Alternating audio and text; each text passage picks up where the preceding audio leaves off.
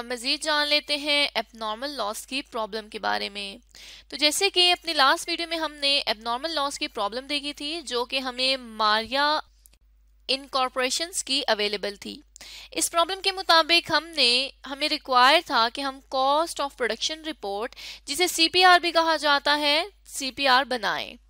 तो यहाँ पे हमने सीपीआर बनानी शुरू की थी, जिसमें हमने क्या किया था, सबसे पहले कंपनी नेम मेंशन किया था, फिर हमने रिपोर्ट का नेम मेंशन किया था और फिर हमने टाइम पीरियड मेंशन किया था, जिस टाइम पीरियड के लिए कॉस्ट ऑफ प्रोडक्शन रिपोर्ट बनानी थी।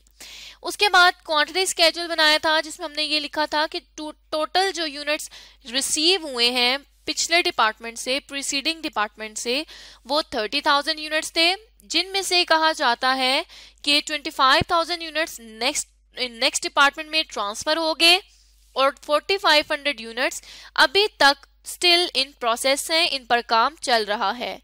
लेकिन अब जो बाकी 500 यूनिट्स बचते हैं, उनके लिए कहा जाता था कि ये यूनिट्स लॉस्ट हो गए हैं, प्रोसेस के दौरान ज़ाया हो गए हैं और इसे हम एबनॉर्मल लॉस कंसीडर कर रहे हैं।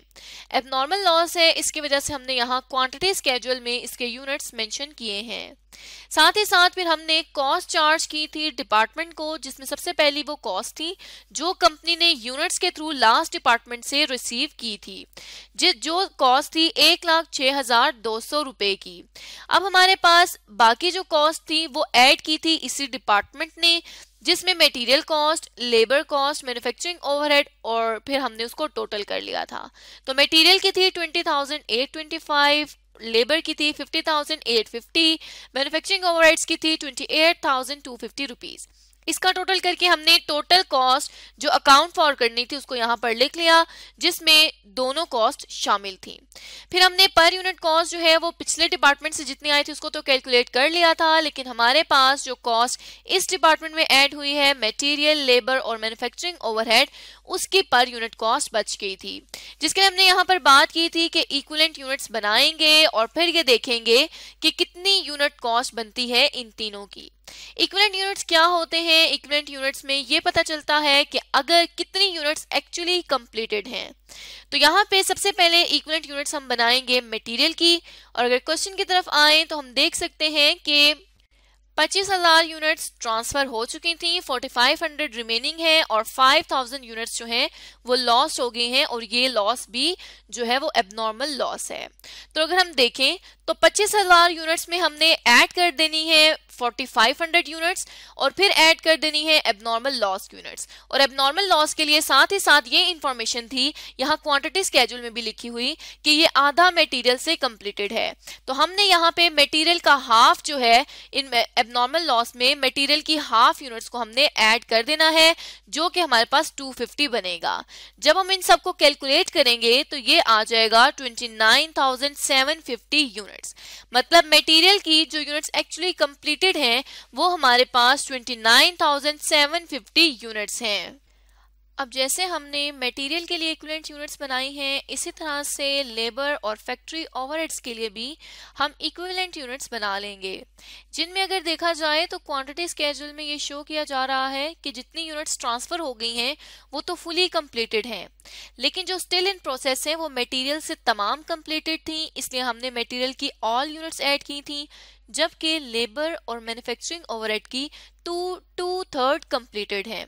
तो हमने यहाँ पे लेबर की और मटेरियल की जो स्टिल इन प्रोसेस यूनिट्स हैं, मतलब जो 4,500 यूनिट्स हैं, उनका 2/3 लेना है, और जो यूनिट लॉस्ट हो गई हैं प्रोसेसिंग के दौरान, जो कि एबनॉर्मल लॉस है, उसकी हमने 1/2 लेनी है, मतलब 1/2 लेनी है हमने उसकी लेबर और ओवरहेड्स को। तो अब ये कुछ हमारे पास इस तरह से बन जाएंगी यूनिट्स के 25,000 यूनिट्स यूनिट ट्रांसफर प्लस 4,500 जो स्टिल इन प्रोसेस हैं और इनका 2/3 कंप्लीटेड है, इसलिए हम यहाँ पर 2/3 ले रहे हैं। और इसी तरह से 500 यूनिट्स हैं एबनॉर्मल लॉस की।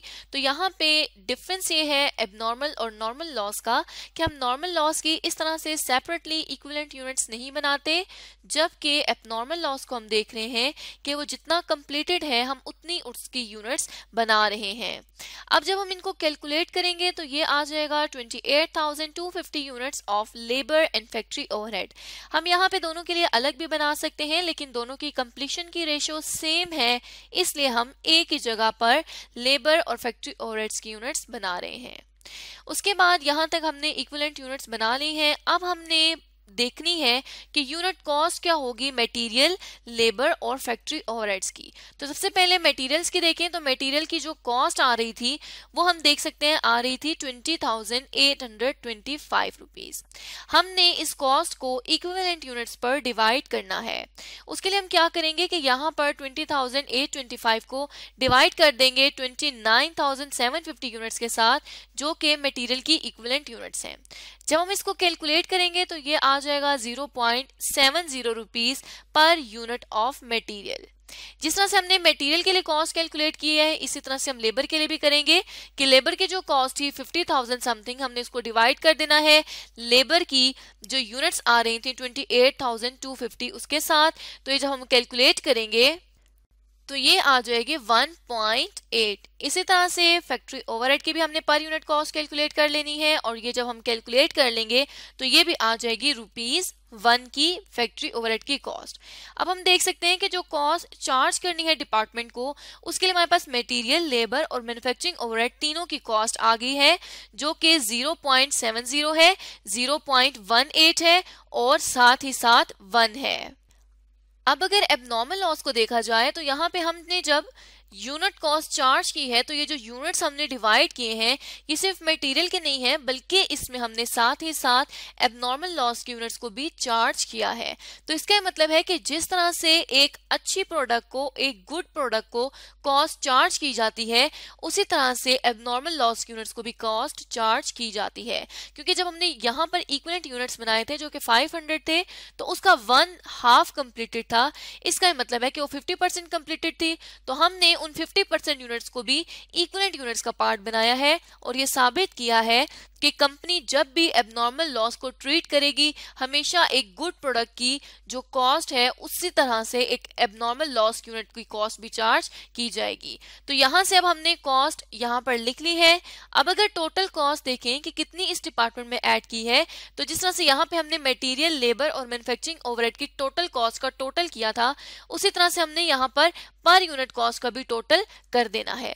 तो ये आ जाएगा 3.5।